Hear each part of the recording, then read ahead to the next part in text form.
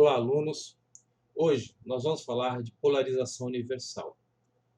Polarizar um circuito significa fixar o ponto de operação em corrente contínua, que é o ponto quiescente, na região onde desejamos que o amplificador opere. A fixação do ponto quiescente na curva característica do coletor vai fixar também a curva característica de base.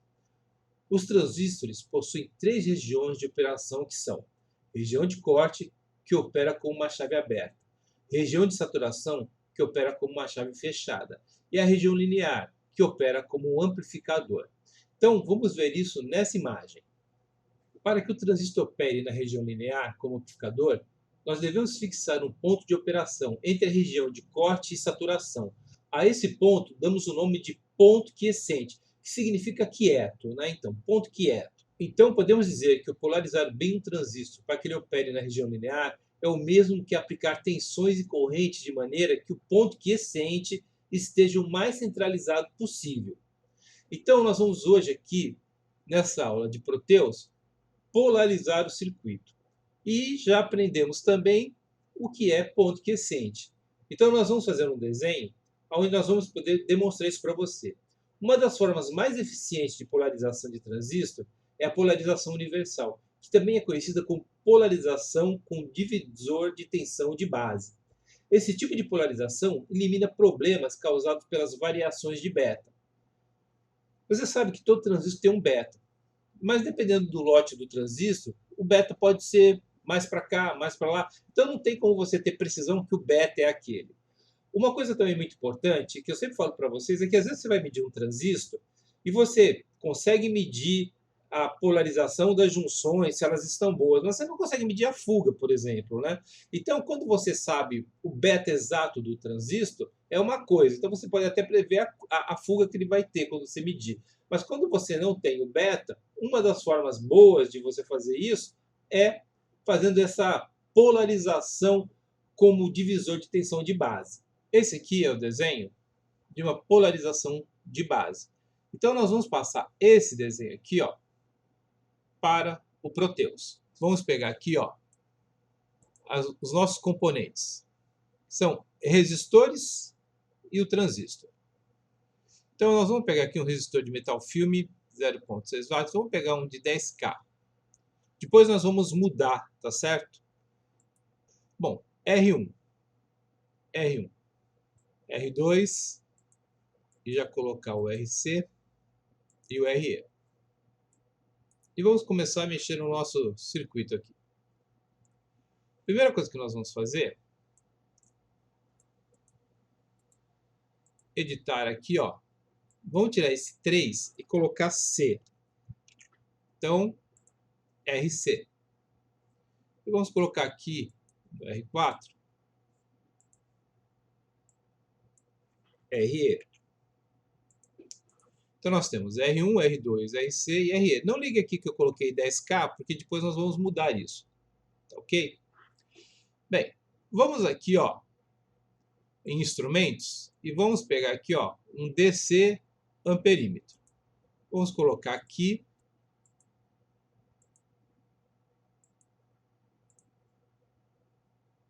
Nós vamos colocar esse mais para cá.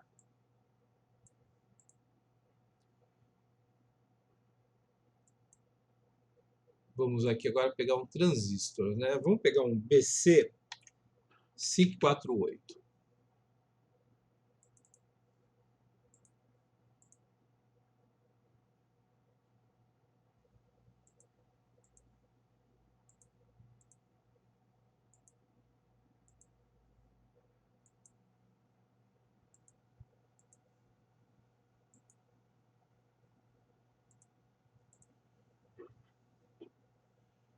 Agora, vamos colocar nesse ponto aqui, ó,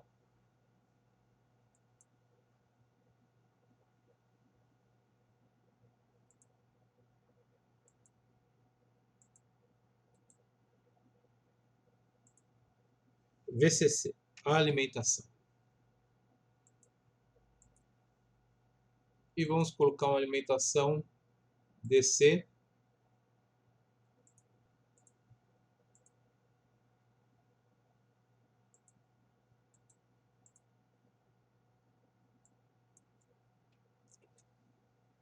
12 volts.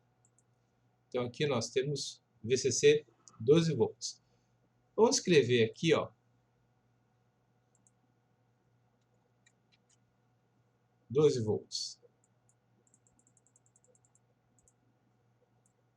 Pronto.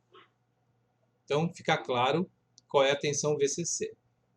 E vamos colocar aqui embaixo um terra, que é o 0 volts.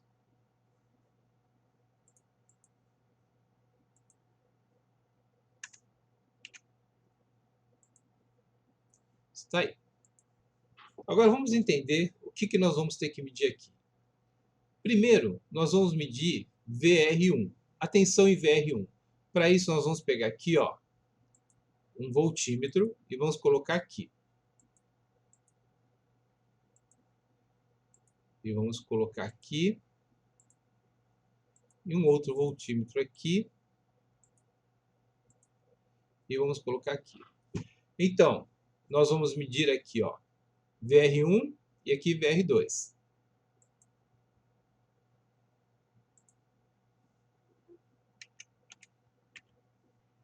Desse lado aqui, nós temos que medir VRC, VCE do ponto quiescente e VRE.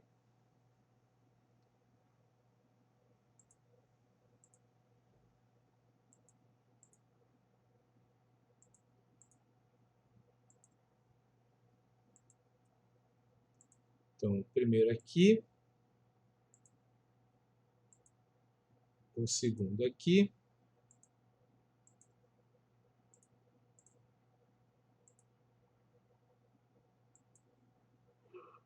e vamos dar nomes, né? VRC,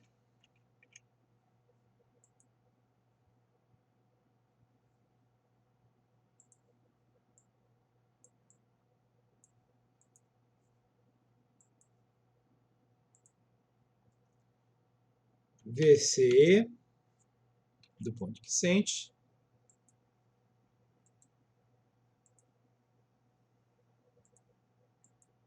e VRE.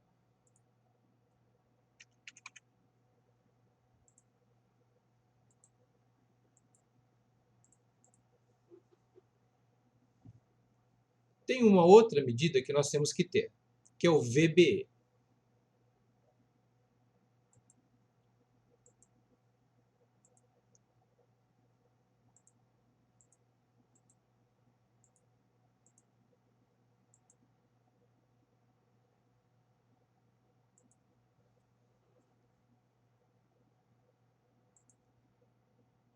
Bem, o que nós sabemos? Nós sabemos que o VBE vai ser sempre por volta, é silício, né? Esse transistor aqui BC48, então ele vai ser sempre por volta ali de 0,7, né? Isso é uma coisa que nós sabemos. Então, o que nós temos aqui? Vamos lá. Nós temos coletor,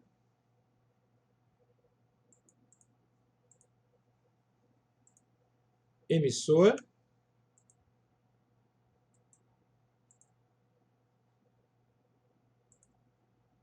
e base. Nós sabemos que quanto mais positivo você tiver essa base aqui, mais corrente vai fluir entre o coletor e o emissor aqui. Então, mais positivo, mais corrente. Até aí é o princípio do que nós já aprendemos, né? Então agora, vamos fazer o seguinte. Tudo pronto aqui, ó. Temos o IB, que é a corrente de base. E temos a corrente IB1 e a corrente IB2. Então aqui nós vamos ter o IB1 e o IB2. E temos aqui, ó, uma corrente, que é essa corrente aqui, ó, a corrente ICQ, que é a corrente quiescente. Vamos fazer uma coisa aqui.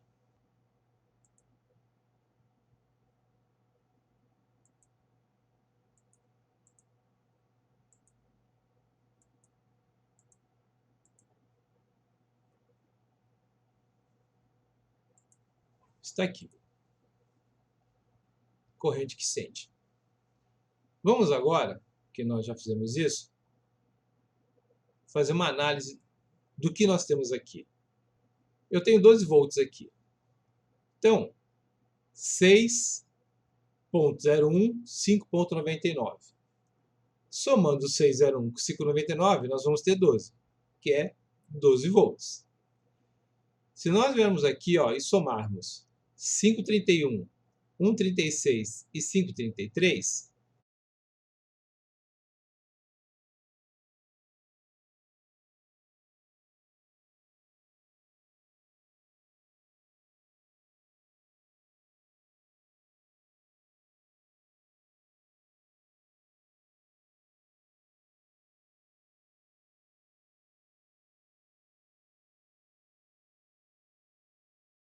doze volts. Então, temos aqui o divisor de tensão também somando 12 volts. Aí você deve estar falando assim, mas professor, por que está zero aqui e zero aqui? Bem, por esse motivo aqui.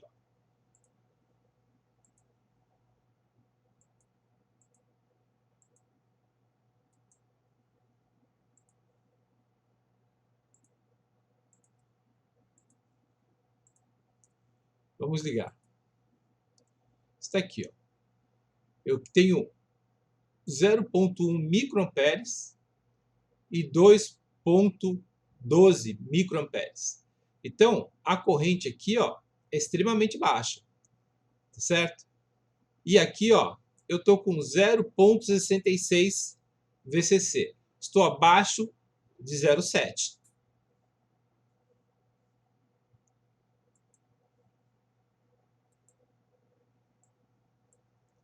Vamos passar esse resistor aqui para 1K.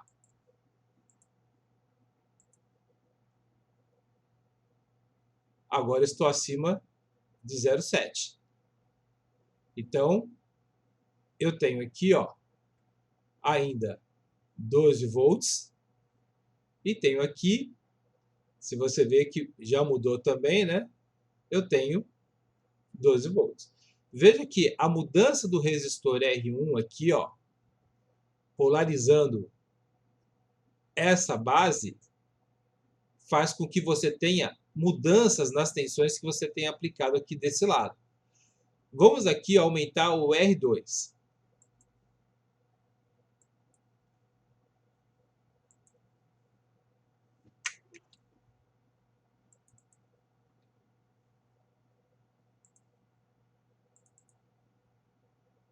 Vou colocar o R2 aqui, para 100K.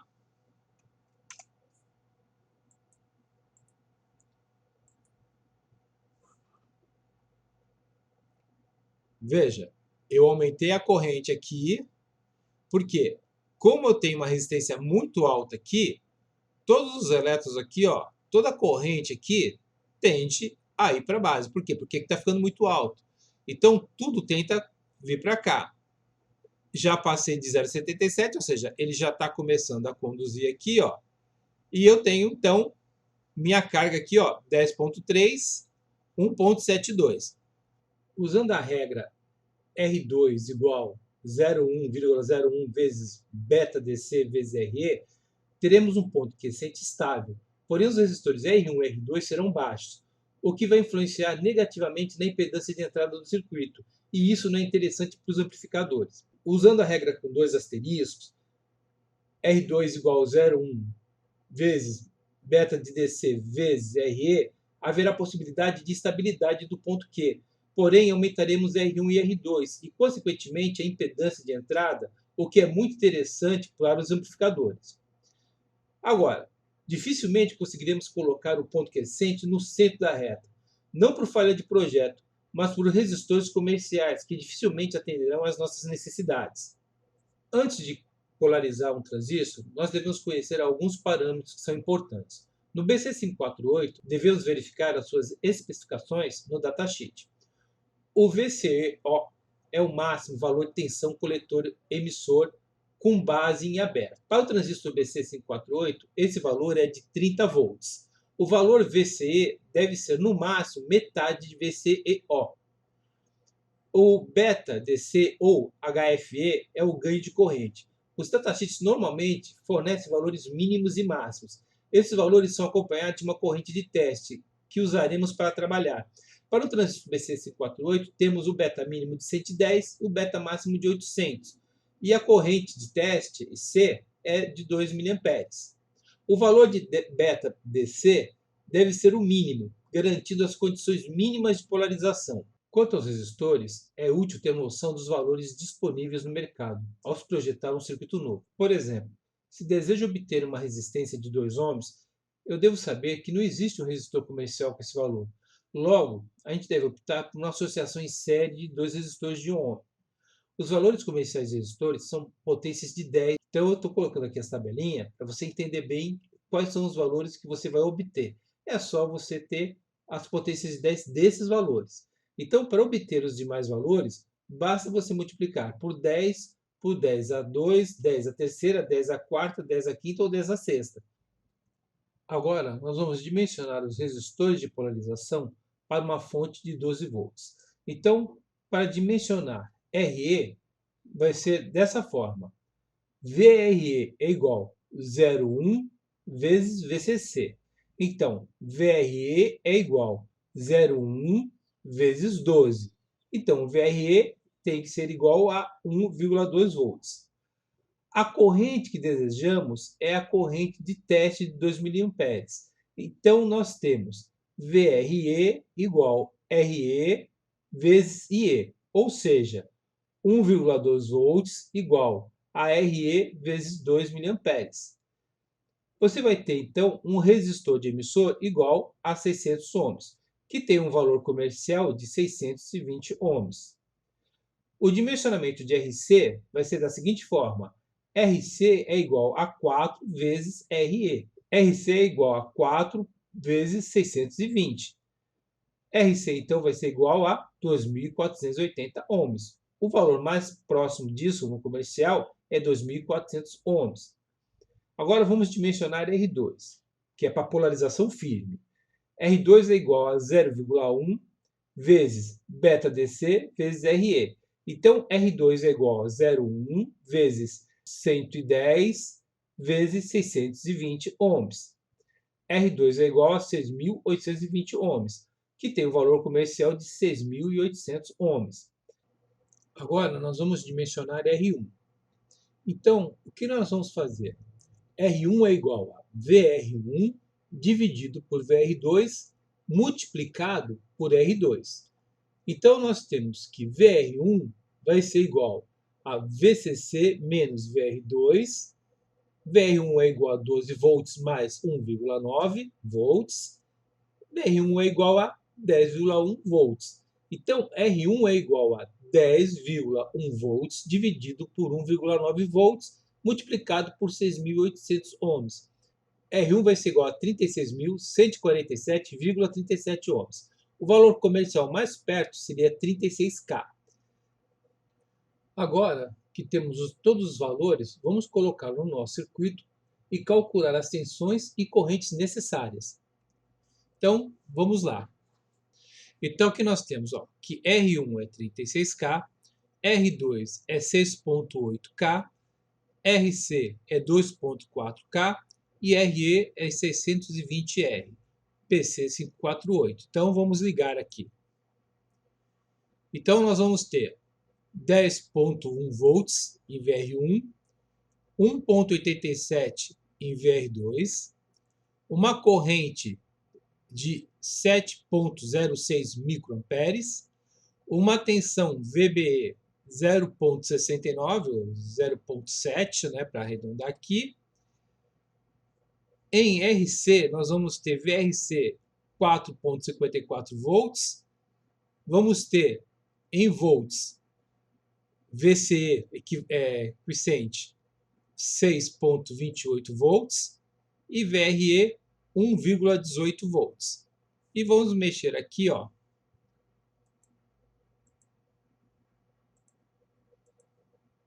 microamperes.